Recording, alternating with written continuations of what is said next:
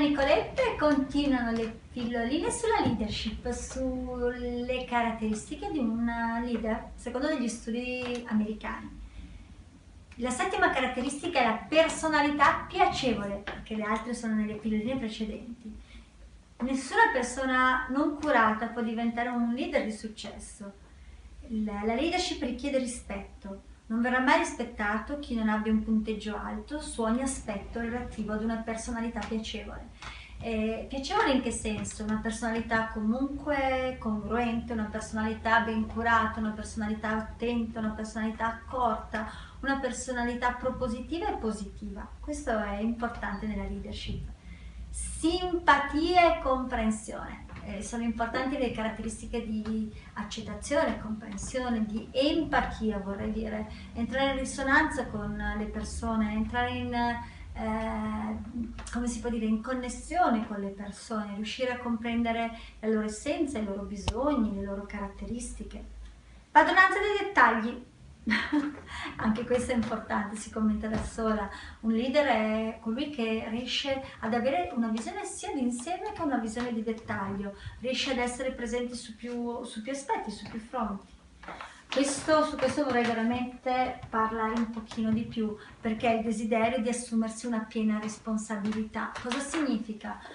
Il leader non dà la colpa agli altri, perché spesso sento persone in azienda che scaricano i barili, che danno sempre la responsabilità altrove, che non hanno mai la colpa o la responsabilità di ciò che non funziona. È un po' come a volte i genitori che quando un figlio fa bene dicono mio figlio, e quando il figlio fa male dicono al compagno, al marito, alla moglie tuo figlio.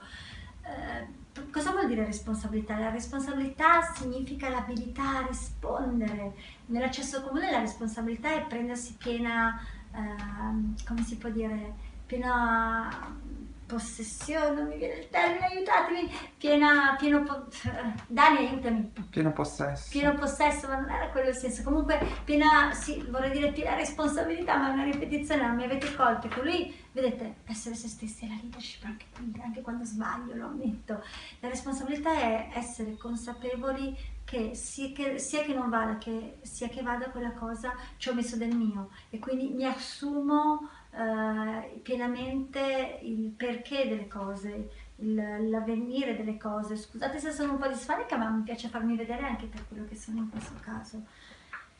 Se prova a trasferire la sua responsabilità a qualcun altro non sarà più un leader. E tu ti prendi piena responsabilità delle tue azioni, ti prendi piena responsabilità di ciò che sei, di ciò che fai, di ciò che ottieni e ciò che non ottieni. Assumi sulle tue spalle il perché. Certo, poi magari non sempre è una tua responsabilità, però chi è al vertice è un must che abbia sempre gli occhi, il cuore, l'anima e i sensi ben aperti. Cooperazione.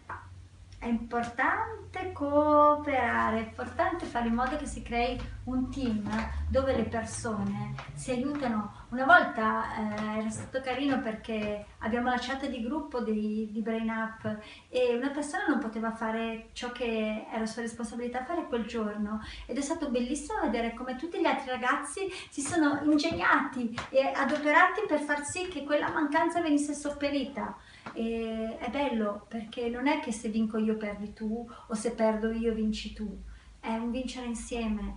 È una frase di Ford che so che in un'azienda qui in Svizzera abbastanza molto importante, più di 520 dipendenti, è stata esposta, che è una frase di Ford che dice, ve la voglio proprio trovare questo, iniziare insieme, ve la dico perché ve la dico proprio bene, la frase di Ford perché è proprio carina.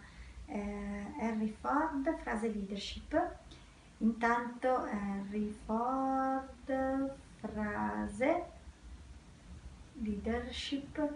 Qualcuno direbbe un leader si prepara in anticipo, però ricordi che dicevo che il leader è importante sia se stesso.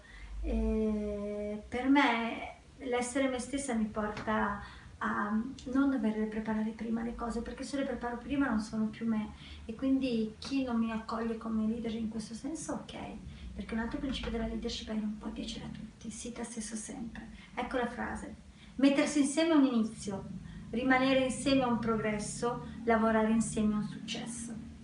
quindi questa pillolina la finisco con questa frase. Ciao, ciao, ciao!